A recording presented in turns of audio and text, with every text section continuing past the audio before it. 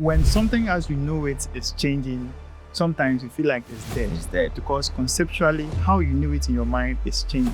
SEO is misunderstood. Let me just put that out there. Looking at modern SEO, what role does content marketing play? So if you've been hearing that SEO is dead, this episode might just change your mind.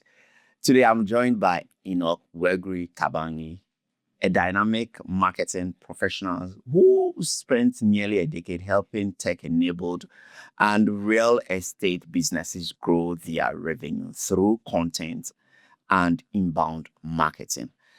He's one of those people who doesn't just talk about SEO and content. He's in the trenches itself, building systems that actually generate organic leads. In this conversation, we'll unpack why SEO is far from dead, how content marketing has evolved, and what small businesses and marketers need to be doing now to show up, rank, and convert without breaking the bank. Whether you are running your own brand or managing campaigns for clients, this episode will give you clarity and action points around SEO, content, and organic growth in 2025. So this is Colorful Social Media Podcast, the podcast for digital marketers and business owners who believe in digital marketing. I'm your host, Enoch Apia Jr. If today is your first time listening to an episode of this podcast, consider subscribing on YouTube, Spotify, Apple Podcasts, or wherever you are listening from. And it's the only way you can support this show. And if you are a long-time subscriber, consider sharing this episode with your network, to spread the message. Now let's get into the conversation. Enoch, let's start with this. I want to know what brought you into search engine optimization and content marketing. In a word, I would say is serendipity, because up to my first year of the university, I never actually knew much about marketing, and more so about digital marketing. I didn't really have an idea there was something as digital marketing. But what really brought me to blogging and then to digital marketing was when I started reading. Somewhere in SHS, I got interested in nonfiction books, and I would read all of these books, Read Dad, Poor Dad, Think and Grow Rich.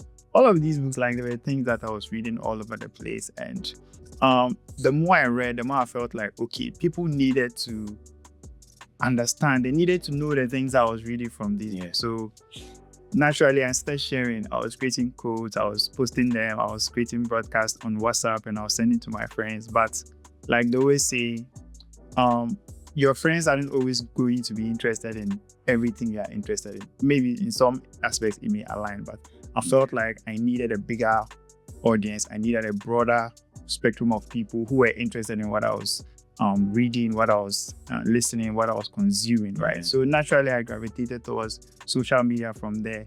And as I realized that codes were very short, they are not long, right? They don't allow you to provide enough context to the message. So I started blogging. I created a WordPress site, and I was happy. I started blogging. I was writing things, right? And I was sharing it all over the place. But you go and look in the dashboard and like, Charlie, no, 1 week is gone and it's just it's just one view or two views, depending on how aggressive I was with sharing and bothering people to go and read. It wasn't even marketing. It was just like being aggressive about the whole thing, right? Charlie, have you read my post? What do you think? Like, I was just bothering people, to that extent. And I felt like, okay, I needed to up my game and actually to be able, instead of going to people, to be able to attract people. Because to some extent, marketing is not just about being loud, but being able to deliver a message that attracts people. So I started looking into things like SEO, keyword, and keyword research. And for me, I struck gold when I knew about keyword research. Right. Because from then, I was able to figure out that, okay, this book I'm reading, based on the keyword research, this is how people try to find that information, right? So I was able to optimize my content for that. And from there, it started picking up. Eventually became a small media brand that I grew for a couple of years. Yeah. That tactic, will come to that later in this conversation. That's what I'm here. Yeah, and that is actually the bane of this conversation. But before that, I want us to clear this out. Marketers, you are fond of, putting out jargons and abbreviations. SEO. I'm not here to do that. SEO inclusive. Okay. Yeah. So, if let's say you get a new client, and this client you start preaching the gospel according to SEO to this client, and this client asks you, what does SEO entails? How are you going to explain SEO to this client?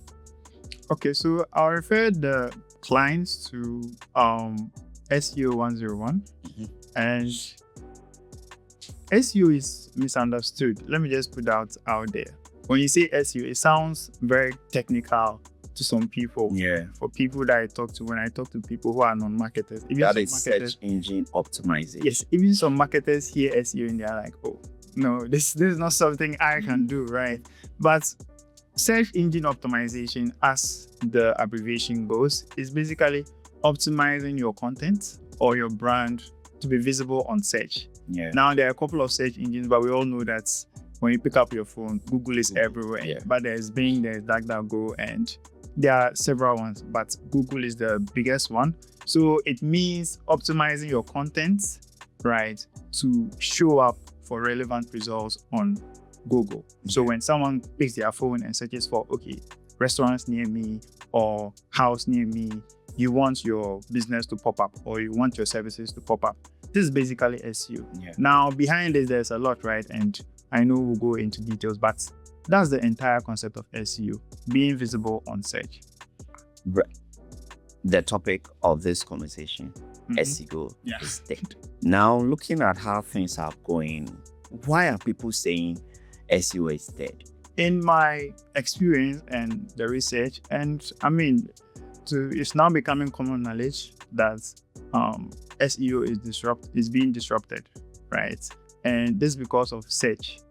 And this is also because of AI. So it's sort of like a cascading, a ripple effect. Yeah. Since the advent of GPT in 2022, people have been using chat to search for things that they will run. They will probably have gone to Google to search for. They will rather ask ChatGPT. And publishers are panicking. They are feeling like, okay, if people are not using Google anymore, then how do we get discovered? That means that if you cannot optimize to be shown on Google, then that means that you mean if you are not optimized to show on chat? If you are not optimized to show on Google, then that means that SEO is dead. Because if SEO means optimizing to appear on Google, and you've lost Google. Google is no longer in the chain of search.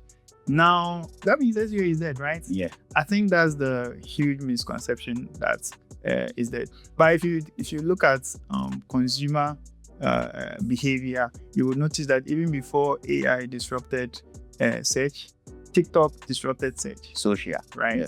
Now, there's research in other jurisdictions showing that about 40% of Gen Zs would rather use TikTok to search for things like restaurants and other things, right? So you see that it's not just being disrupted, it's changing, it's evolving, but it's not actually dead. Yeah. So when something as you know it is changing, sometimes you feel like it's dead. It's dead. Because conceptually, how you knew it in your mind is changing. And you feel like that's dissolving, so it's dead. But as consumer trends go and marketers update their knowledge and AI settles in, you realize that it's just a different way of SEO.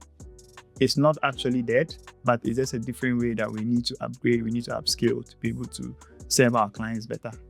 So would you say AI is having a bad impact on search? I wouldn't say is. For now, marketers are struggling. If you are doing SEO, you know it's not easy. And for most people who are using quick hacks to optimize their sites, they really suffered over the past couple of years because with each and every update, Charlie, people were panicking, right? And I wouldn't say it's necessarily bad because you cannot say evolution is bad, right? Can we say that the fact that we evolved from certain species and we are now humans, we as humans are bad because we evolved from? No, we cannot really say that. But the thing is that we usually don't like change as people. We like the routine, we like the certain. But as evolution and life itself continues to show us, we can't always have things the way we want. You have to adapt or die. Yeah, so considering the way, we were using blogging to get, quality lead, if not even quality lead, leads at least. Eyeballs. Exactly, eyeballs. Do you think it's still an effective strategy in 2025? With the advent of AI, because right now, if I want to search something, I don't go to Google for Google to, cough out links for me to go and read. I can just go straight to ChatGPT, any of the LLMs, and just put my questions there. Therefore, I'll get the information, but I won't click through. So is it an effective strategy if I want to get lead? Yes, it is. So the SEO has largely been reliant on Google because Google, through their own capitalism, has become the biggest player in search. So naturally, we ignore the other channels. It was very difficult to see a publisher or a site or a business actively optimizing for Bing, or even Yandex or these other. Wow, Yandex is such an old school. Yes, like you hardly saw someone. It didn't mean the channels didn't exist. They were there. But it's not we just don't see the potential, right? It's not there. But now that Google is facing, and it's not just Google, other traditional forms of search are facing an attack from AI. A natural step to take, or the natural question to ask, is where are these eyeballs moving to? Because the eyeballs are not going away. They are there. They have just moved, and it's consumer behavior changing. Now, research shows that some are moving to TikTok, some are moving to YouTube, and you can see even Google now promoting more YouTube videos in search, right? Because video and vertical content has become a big thing. It's now part of life. Everyone needs to have a video strategy. And this has been in the trends for a very long time. It's now been fully realized in the past couple of years, but it's been in the trends for a long time. And as early as 2020, surveys were saying voice is going to be the thing. It didn't work. It didn't work, but it's still coming with AI chats. We are seeing a comeback, right? We are seeing a comeback. So I'm not thinking about it in terms of, okay, Google has suffered some damage, so what do we are done, right? I'm thinking of it in terms of the eyeballs have moved, and they've moved to a different channel. They are moving to TikTok, they are moving to YouTube, they are moving to ChatGPT, right? And personally, I've been able to discover Ghanaian businesses using ChatGPT, right? So eyeballs are moving from Google to, say, ChatGPT, right? And even with the eyeballs moving from Google to ChatGPT, if you look at the data, it doesn't support that they are moving. It supports that they are using them together. I'm right. Because about 99% of ChatGPT users still go to Google, and that's 99. So there's still a long way. So it's a change in channels. People are now testing with different channels. So you need a multi-channel strategy to your SEO now. It's no longer, okay, let's optimize keywords. Let's optimize them for Google. Google says we should have site crawlability, we should have headers, we have tags and all that. So we are going to do all text. Yes, it doesn't mean that if you do all of those now, it's going to work. No. Right? Now there's an extra layer. And I think as the conversation goes on, we'll get there. Now there's an extra layer. You need to optimize for several platforms if you really want to rank well for chat, for search, right? And even another concept I've been thinking about is that we are the models we interact with are being trained on data. And this data is generated by every one of us, right? From the children online to the adults online. Every demographic in the consumer spectrum, they are online and they are posting content. And all of this data is going back to train these models, right? So this multi-channel strategy that I'm talking about it clearly shows if the data is being picked from different channels, then it helps for you to optimize on different channels. Because like even Sam Altman cannot tell you where a particular piece of information that GPT spit out was picked from. Right. So you need to do your best to make sure that you have show up in this. Looking at modern SEO, as in search engine optimization for 2025, what role does content marketing play? The reason why I'm asking this question is that you are heavy on content marketing, and I know that. It's my trade. I have to sell it too. Exactly. you are good at it too. So I want to know why. What role does it play? If you are combining these two together. Like I said, the beginning of the conversation, I mentioned that search was evolving, and from how I'm seeing things, search is evolving into being synonymous with content marketing. Now, back in the day, content marketing was multi-channel and SEO was just a single channel, right? I've already explained how the search channel dynamics are changing. And if you want to look at it, if you are now optimizing your content on every channel for search, then by extension, you are doing content marketing. Right. So we are reaching a point where SEO and content are just brother and sister. Interesting. They are twins. If you want to win on SEO, you need to up your content marketing game. Let's break into some myths here. Businesses start the moment you go and preach the word of SEO to them, they expect results. So what are some of the misconceptions that businesses brings to your table the moment you start working on SEO with them? The thing about SEO is that, as most people would tell you, it takes a couple of months. Unlike paid media, where you could create a landing page or a payment page and promote it, and you start getting some clicks, and those clicks convert, right? Unfortunately, organic doesn't work that way. You cannot create content today and expect it to make money. That said, it doesn't mean that you cannot create content today and not make money, right? It all depends on how you're promoting it, because one of the misconceptions of SEO, and this is not even a new thing, right? People think when you create a site, you are done. You put like from 2-3 blog posts there, you are done. You should be ranking for all the relevant keywords. Right.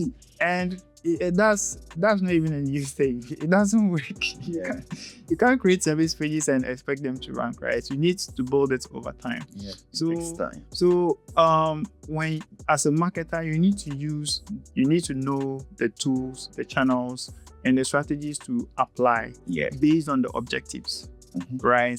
If you are looking for a somewhat long-term content strategy, you can rely on SEO. That's where you already have some revenue coming in and you want to invest in another channel like SEO, right? But if you start SEO today, you shouldn't be expecting results today, right? You shouldn't be expecting results today. Some would create their blogs or their SEO strategy and they promote it through paid media. Now, for me, that may be good if you have like other offerings on your site that are like low efforts. Subscription. You have email marketing in place to capture the leads, to nurture them, right? Other than that, just go with a very good optimized landing page and some good creatives and run it.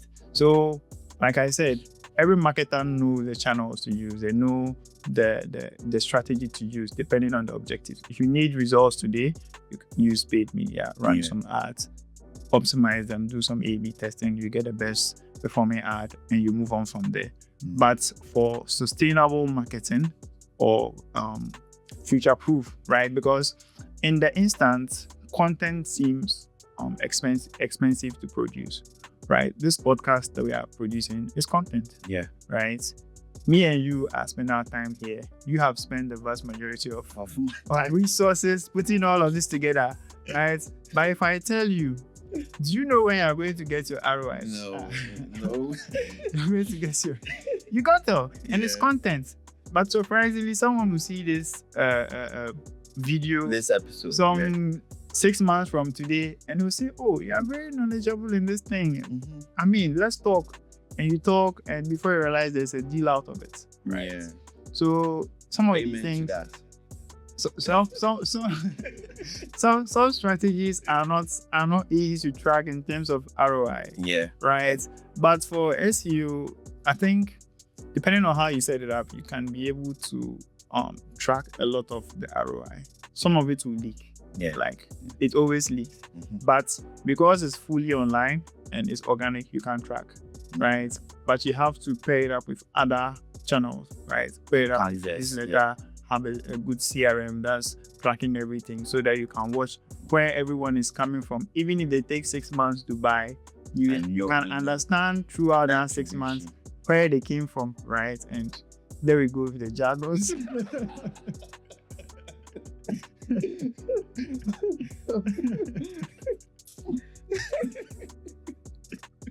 Oh Lord. So he has given you the jargon attribution. Oh Lord, I don't know. I don't even know what to say. Okay, Enoch. From what you are saying here, what I'm getting from you is that if you have a strong brand, you've been in the game for the past, let's say, for the past 5 years, you've been getting a lot of, revenue from customers and all that, then it might be advisable to, save some of the funds to SEO, because right now you are not like readily expecting revenue for your business to be sustainable. But then if you are starting from, afresh, right? You just started the business. Of course, you need revenue to sustain the business. So it's advisable that you have to invest in SEM. Yeah. That is search engine marketing instead of SEO, search engine optimization. I get it. Yeah. Also, all right. Now, again, let's get more practical this time around. What practical ways can small businesses utilize if they want to, obtain organic leads?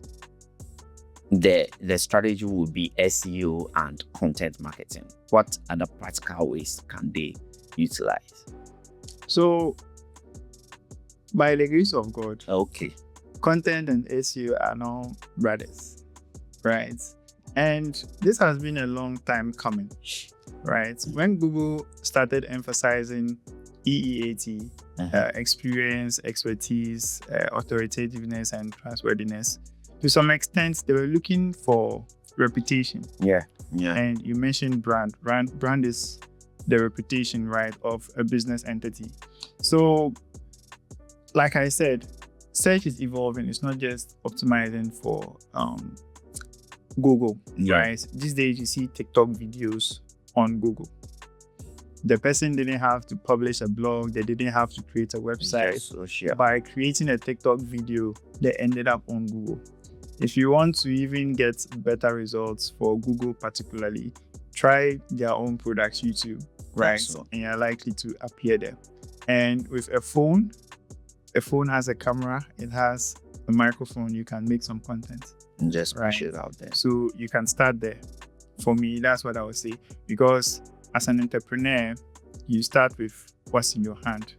There's this principle called bird in hand principle for entrepreneurs. You start with the bird in your hand, not the bird on the tree. On the tree. Right? So if you are starting, you don't have revenue, you don't have any seed capital, you don't have some rich What do you have in your some rich auntie or uncle coming to fund you. Use the birds in your hand. Forget about the ones on the tree. So that's what I would say when it comes to that.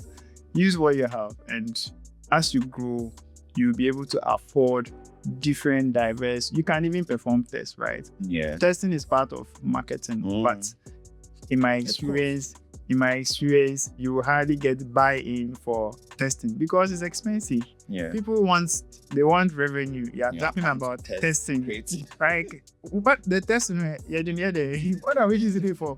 You get a point. So start with what you have. As you grow and you have some disposable income, marketing is always an investment. That's what I would say. Mm-hmm. That's what most businesses don't know. Marketing is always It's an investment, especially when you're testing. Yeah. Right? Because you can use widespread assumptions and strategies that work for other people, but you become truly confident in certain strategies only after you've seen it for yourself in your own business. Yep. Right? Yep. So some entrepreneurs can tell you that I'm bullish on this, and for the next 10 years, I'm not going to stop doing it. I may test something else to see if that one too has some potential. But they will never stop doing something because they know that that's the one that's bringing like 80% of their revenue. And they will never leave it because they've seen it. It's not something that someone told them. And that's why testing is important.